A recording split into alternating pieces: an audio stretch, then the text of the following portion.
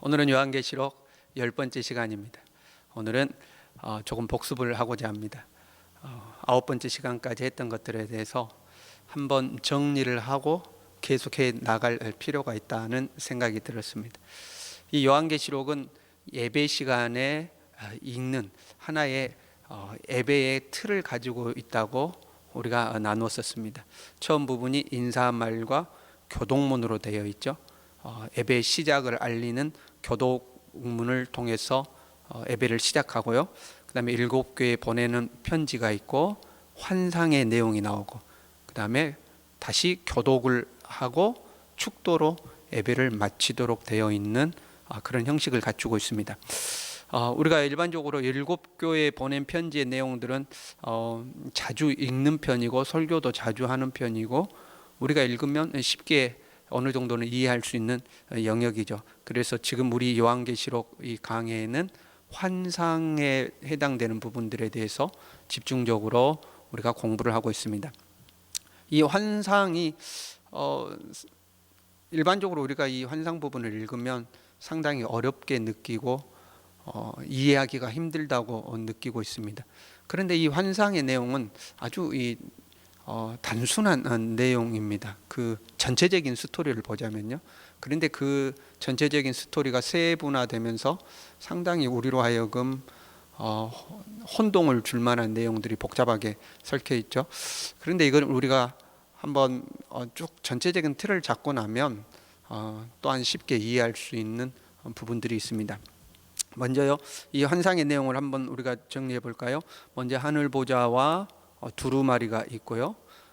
거기에서 어린 양이신 예수님께서 두루마리를 취하셔서 7인을 떼고 그러면 7나팔을 불고 7나팔을 불고 나면 7대접을 쏟아붓게 되죠.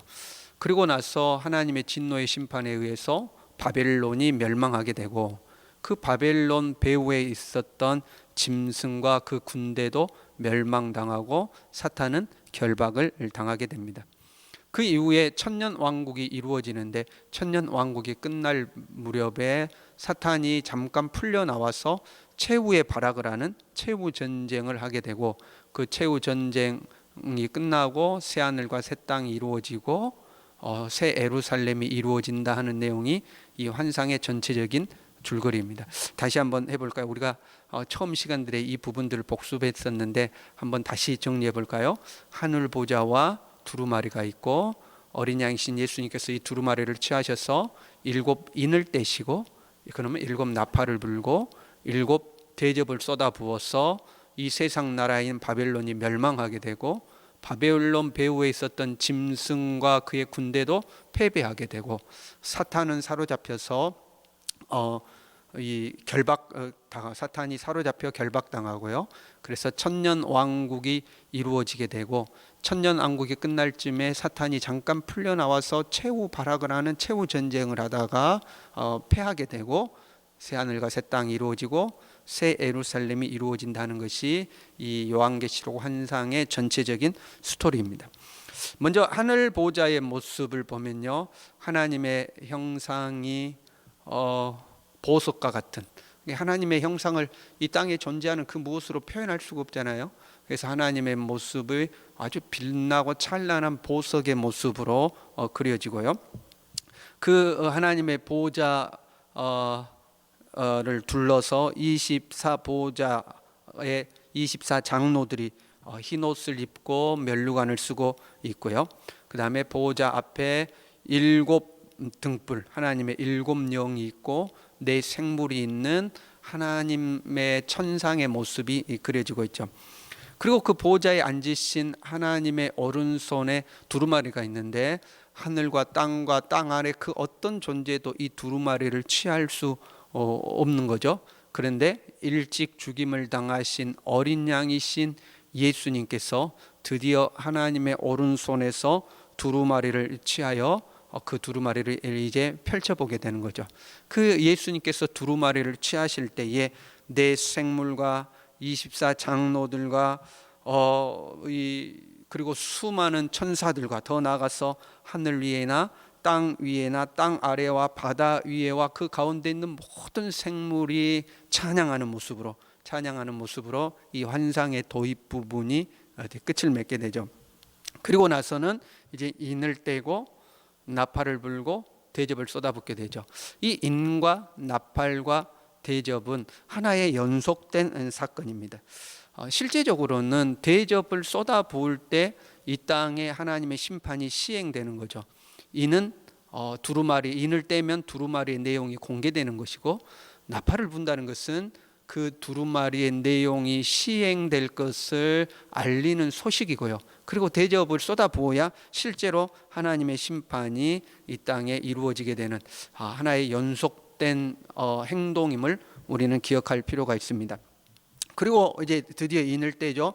첫 번째 인부터 여섯 번째 인까지 인을 떼게 되는데, 그 두루마리에 기록되어 있는 내용이라는 것이 하나님의 온 우주적인 심판, 이 땅에 온 우주적인 심판이 있을 것을 이제 예고하고 있습니다.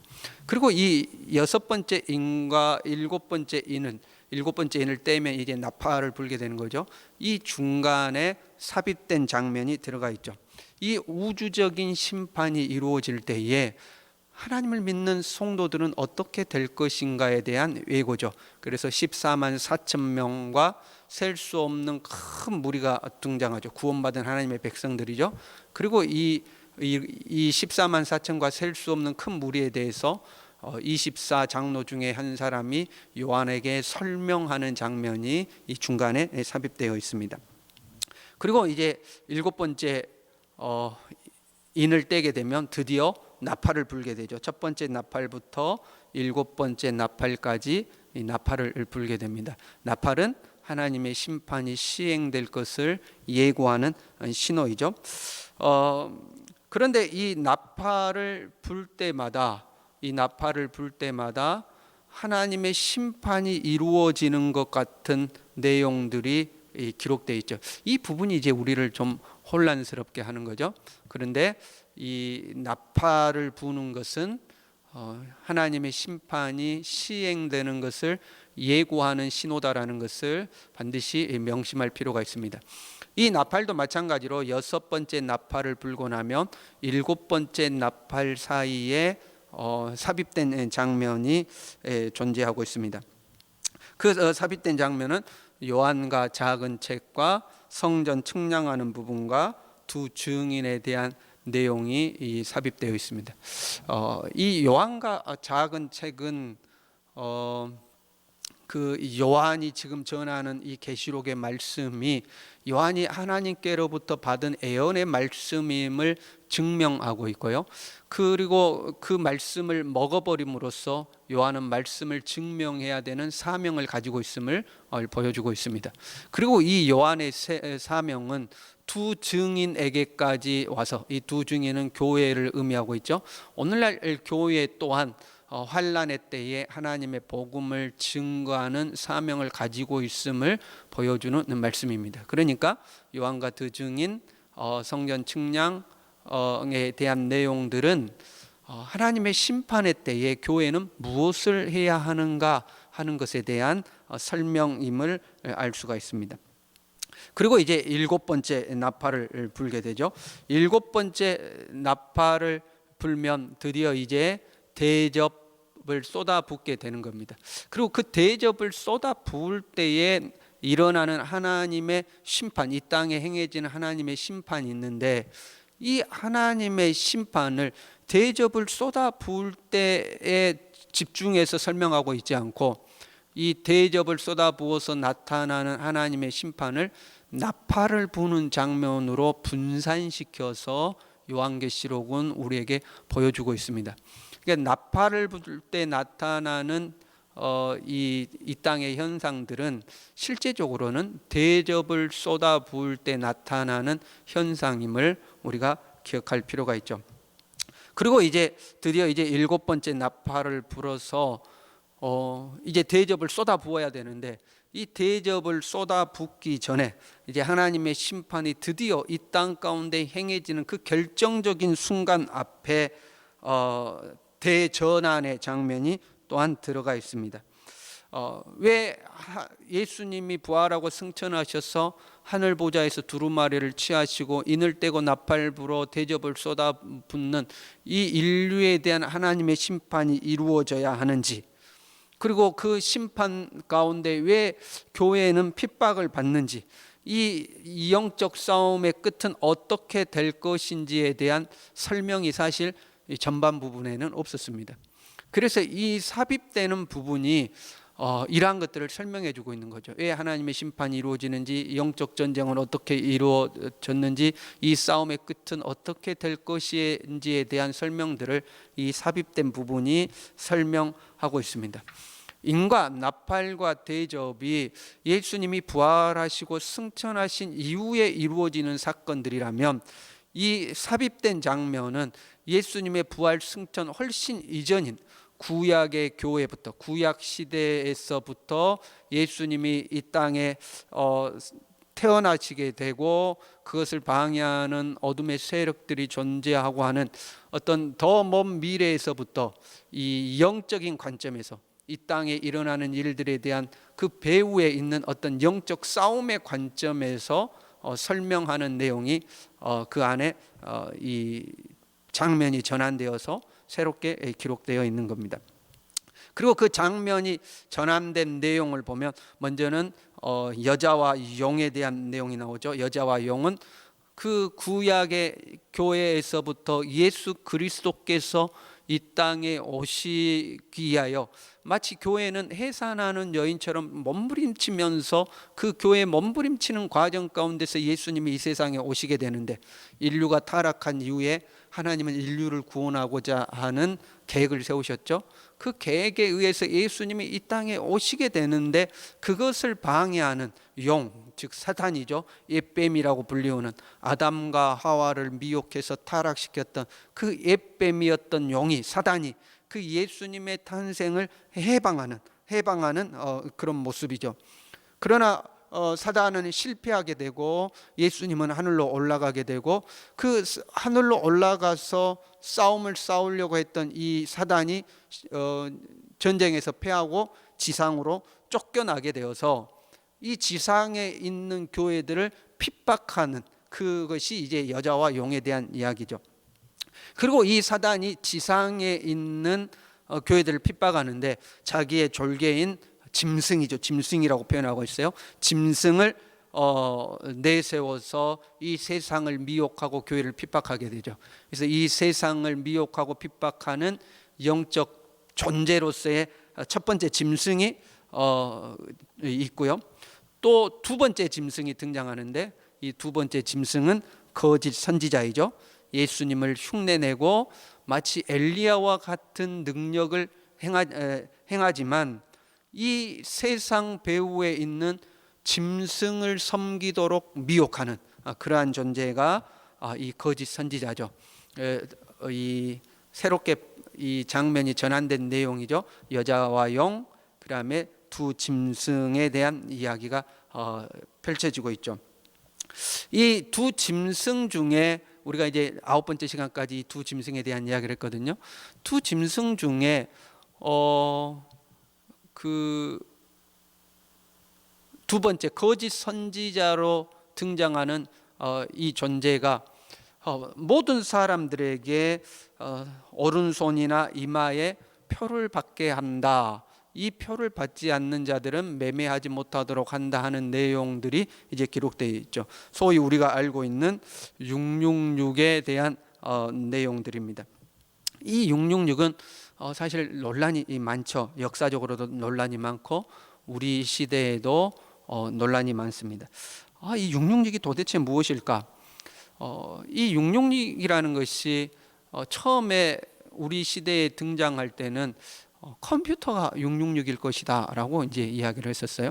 그리고 좀 지나고 나니까 바코드가 666일 것이다 이렇게 이야기를 한 거예요. 그리고 또 시간이 좀 지나고 나니까 베리칩이 666일 것이다 하면서 오늘날은 베리칩이 666이라는 주장을 하는 사람들이 있죠. 그리고 이제 이분들은 이 베리칩을 받으면 절대 구원을 받지 못하니까 절대 베리칩을 받아서는 안 된다 하고 이제 주장하는 사람들이 존재하고 있는 것이죠. 정말 이 666이라는 것은 도대체 무엇일까? 본문의 말씀은 666을 추론할 수 있는 정보들을 우리에게 주고 있어요. 오른손이나 이마에 받는 표죠. 그 표에 대해서 이렇게 이야기해요. 짐승의 이름이나 그 이름의 수, 이렇게 설명하고 있어요. 짐승의 이름이나 그 이름의 수다, 이렇게 되어 있어요. 그리고 더 나아가서 지혜가 여기 있으니 총명한 자는 그 짐승의 수를 세어보라. 그것은 사람의 수니 그의 수는 666이니라, 이렇게 되어 있어요.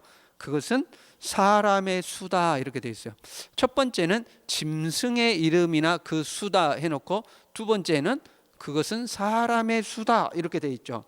짐승의 수, 사람의 수, 이렇게 되어 있는 거죠. 자, 우리가 앞에서 두 짐승에 대한 이야기를 나눴거든요. 첫 번째 짐승은 이 세상 배후에 있는 영적 존재를 말하고 있고, 두 번째 짐승은 그 영적 존재를 등에 업고 있는 거짓 선지자를 말하는 거죠. 그러니까 짐승의 이름이나 짐승의 수다 할 때는 이 첫 번째 짐승을 말하는 거고요. 두 번째 사람의 수다고 할 때는 그 사람은 거짓 선지자를 말하고 있는 거죠. 먼저 이 짐승의 수라고 했을 때에 그 짐승은 영적인 존재잖아요. 그러니까 이 짐승의 수를 이마나 손에 받는다, 이것은 영적인 행위임을 알 수가 있죠. 물론 이제 사람의 수다 하는 것은 실제적인 행위가 될 수 있어요. 영적인 행위로서 이걸 보면요, 보세요. 사단이 짐승의 표를 우리가 받는다. 영적인 존재의 영적 사단의 표를 받는다는 것은 무슨 의미일까 하는 거죠. 그런데 재밌는 것은 이 사단만 표를 주는 게 아니에요. 14장 1절에 보면 이렇게 되어 있어요. 또 내가 보니 보라, 어린 양이 시온산에 섰고 그와 함께 14만 4천의 이름과 그 아버지의 이름을 쓴 것이 있더라. 14만 4천의 이름과 그 아버지의 이름을 쓴 것이 있더라, 이렇게 표현하고 있죠. 그리고 이미 7장에 보면 이 하나님의 이름이 쓰여지는 것, 그것도 마찬가지로 인을 맞는 거죠. 이것이 예고되어 있어요. 7장 3절에 이렇게 되어 있습니다. 이르되 우리가 우리 하나님의 종들의 이마에 인치기까지 땅이나 바다나 나무들을 해하지 말라 하더라. 내가 인침을 받은 자의 수를 들으니 이스라엘 자손의 각 지파 중에서 인침을 받은 자들이 14만 4천이니, 이렇게 되어 있습니다. 그러니까 하나님도 하나님의 천사들을 보내서 하나님을 믿는 사람들에게 인을 치는 거죠. 사단은 그의 졸개들을 통해서 사단의 인을 치는 거고, 하나님은 천사들을 통해서 하나님의 백성들에게 인을 치는 거죠. 오늘날 예수님을 구주로 믿는 우리는 성령으로 말미암아 인친 줄로 믿습니다. 그리고 그 인침 받는 것은 눈에 보이는 것이 아니죠. 여러분, 우리가 예수 믿는 사람들끼리 손이나 이마를 봤을 때에 무슨 표식이 있는 게 아니죠.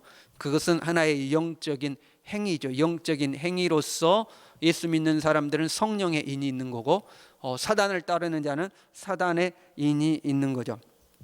초대교회 성도들은 이 말씀을 어떻게 받아들였을까? 초대교회 성도들에게 있어서 인을 친다는 것은 소유권을 의미하는 겁니다. 마치 짐승에게 짐승이 나의 소유라는 것을 나타내기 위해서 인장 도장을 찍죠. 불로 이 도장을 달구어서 소 엉덩이에 이렇게 하고 짖어서, 그러면 누구나가 그 소를 봤을 때 이 소는 누구 집 소다 하는 것을 알 수 있도록 하는 거죠. 오늘날은 뭐 짐승에게 그렇게 표식을 하지는 않지만, 오늘날도 소유권을 나타내는 어떤 형태를 보면 그것은 브랜드의 이름이죠. 우리가 옷이라든가 가방이라든가 어떤 물건을 사면 그것을 만든 이 회사의 브랜드가 이름이 적혀 있잖아요. 그러면 그것은 이 물건은 어디에서 만들어낸 것이라는 것을 나타내죠. 비유하자면 그렇습니다. 소유가 어디에 있는지를 보여주는 거죠. 그래서 인을 맞는다는 것은 소유가 어디냐 하는 거예요. 짐승의 인을 맞았다 하는 것은 그 사람은 짐승의 소유가 되었다, 사단의 소유가 됐다는 것을 의미하고, 성령의 인을 맞았다 하면 그것은 그 사람은 하나님의 소유가 되었다라는 것을 의미하고 있는 거죠. 그러니까 오른손이나 이마에 짐승의 표를 받았다는 것은 저 사람은 짐승에게 소속됐구나, 사단의 이 가족이 되었구나, 이렇게 이해할 수 있는 거죠. 보세요. 오늘날 베리칩을 받으면 안 된다고 주장하는 사람들 중에 이런 주장들도 있더라고요.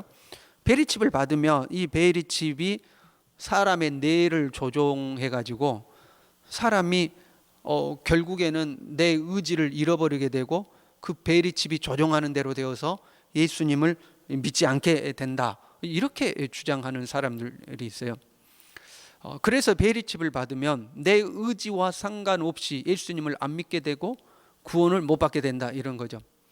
근데 여러분, 우리가 그러한 이야기를 들을 때에 반드시 우리가 기억해야 될 것은, 우리가 구원받은 것은 예수 그리스도의 흠없고 점없는 거룩한 보혈로 말미암아 구원을 받은 거죠. 그리고 예수님의 보혈의 능력은 결코 약하지 않다는 겁니다. 그냥 내가 어떤 표시가 하나 받았다고 해서 나를 구원하신 예수님의 그 구원의 은혜와 능력이 그 표시가 하나에 사라진다? 그렇진 않죠. 예수님의 십자가 능력이 그렇게 연약한 것은 아닙니다. 가령 여러분, 우리가 우리의 삶 가운데서 이런 것을 생각해 볼 수 있어요. 어떤 사람이 교통사고가 났다거나 아니면 어디에서 떨어져서 머리를 크게 다쳤어요. 뇌를 손상했어요. 예수님을 잘 믿던 사람인데 뇌를 다쳐서 기억이 다 없어졌어요. 인지할 수 있는 능력이 없어져서 이제 정말로 이제 이 사물을 분간하지 못하는 그런 아주 안 좋은 상황에 빠졌다고 생각해 봐요. 그러면 지금 이 사람이 뇌를 손상해서 어떤 기억이라든가 인지 능력이 없어져서 예수님도 못 알아보고 옛날에 예수 믿었던 것도 다 까먹어버리고, 그렇다고 해서 이 사람이 구원이 없어질까요? 하나님의 구원의 능력이 그런 것일까요? 절대 그러지 않을 것입니다. 절대 그러지 않을 겁니다. 그러니까 그냥 내가 어떤 칩을 받아서 그것이 내 뇌를 마비시키고 이래서 구원을 못 받는다, 이런 부분이 아니죠. 이런 부분이 아니죠. 말씀을 자세히 보면요, 이 표를 받으려면 예수님을 부인하고 우상을 경배하는 행위가 선행되어야 함을 알 수가 있습니다. 그러니까 내가 이 짐승의 표를 받는다는 것은 예수님을 부인하는 겁니다. 핍박을 이기지 못하고 부인하든, 아니면 어떤 경제적인 이득을 얻기 위해서 예수님을 부인하든, 예수님을 부인하고 그 짐승의 우상에게 경배하는 것이 선행되는 겁니다. 그리고 그렇게 예수님을 부인하고 짐승을 경배하는 자에게 드디어 너는 우리 공동체에 소속되게 되었다는 표시로 주는 것이 오른손이나 이마에 주는 표식인 겁니다. 그래서 말씀에 보면 짐승의 우상을 먼저 만들죠. 표를 받는 어떤 사건 전에 짐승의 우상을 만들고 그 짐승의 우상에게 경배하지 아니하는 자는 몇이든지 다 죽이게 하더라 하는 이 사건이 존재하는 거예요. 짐승의 우상에게 절하지 않는 자는 다 죽이는 겁니다. 그러니까 죽음을 면하기 위해서 예수님을 믿는 그 신앙을 버리고 짐승에게 절하게 되는 거고, 그러면 그렇게 짐승에게 절하는 자들에게 너는 이제 우리 소속이라는 의미로 표식을 주는 거죠.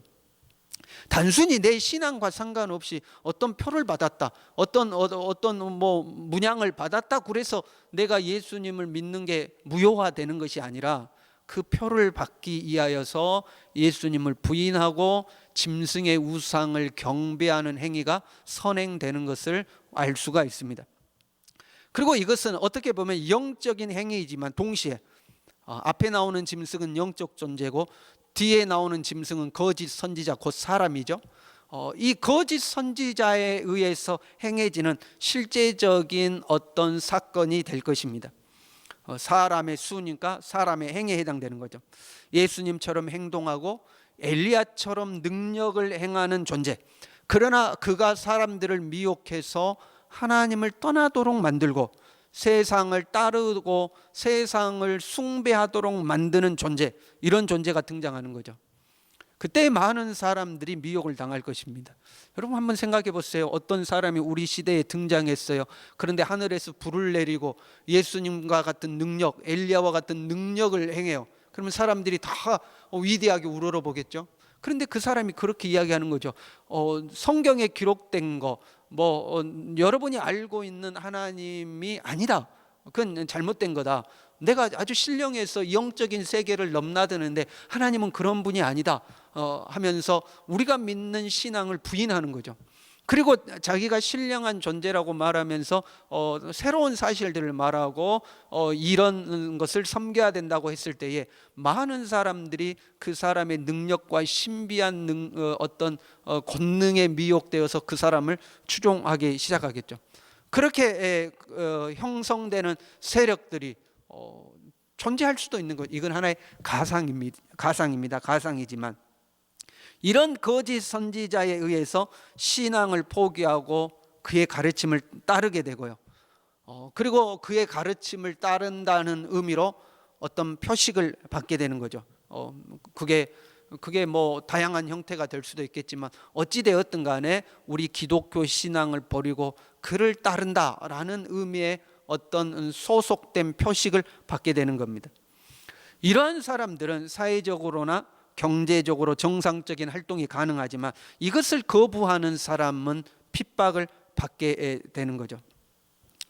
그런 형태의 거짓 선지자가 나타나서 마지막 때에 우리 믿는 자들과 믿지 않는 자들을 유혹하는, 미혹하는 사건이 발생할 것입니다. 그게 인이냐, 인을 받느냐, 베리칩을 받느냐, 무슨 바코드를 받느냐, 그것보다 중요한 것은 이 예수 그리스도에 대한 신앙을 끝까지 지켜내느냐. 이 예수 그리스도에 대한 신앙을 지키다가 핍박받고 재산을 빼앗기고 목숨을 빼앗긴다 할지라도 이 예수 그리스도에 대한 신앙을 지킬 것이냐 하는 것이 훨씬 중요한 부분이죠. 마지막 때에 그러한 핍박의 때가 찾아올 때에 예수님을 믿는 사람들은, 끝까지 믿는 사람들은 사로잡힐 자는 사로잡혀 갈 것이요 칼에 죽을 자는 마땅히 칼에 죽을 것이라고 말씀하고 있습니다. 그리고 성도들의 인내가 여기 있나니 그들은 하나님의 계명과 예수에 대한 믿음을 지키는 자니라라고 말씀하고 있습니다. 우리 모두가 이 세상이 어떻게 변하고 예수 그리스도에 대한 신앙이 어떻게 변질될지라도 우리는 하나님의 계명과 예수님에 대한 믿음을 끝까지 지키는 하나님의 사람들로 살아갈 수 있기를 간절히 바랍니다.